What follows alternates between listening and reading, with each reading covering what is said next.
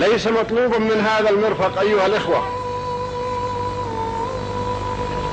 أن يأتي كل يوم وليلة وينشر على أمواج الأثير أو على شاشة التلفزيون صورة فيصل أو قال فيصل أو عمل فيصل أو أراد فيصل.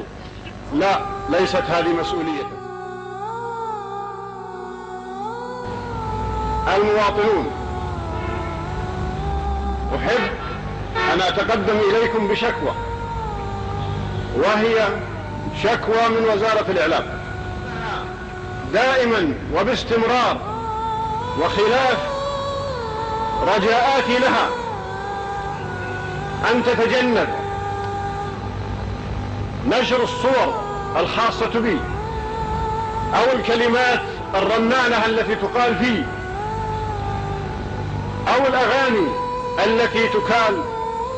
إنه لا يحز في نفسي حينما أسمع من الإذاعة أو في التلفزيون هذه الكلمات والإطراء والمديح لفيصل، لأن فيصل إذا كان يعمل وإذا كان يقوم بشيء من واجبه فهو لا يشكل على ذلك، بل يجب عليه هو نفسه أن يشكر ربه إذا وفقه إلى ذلك.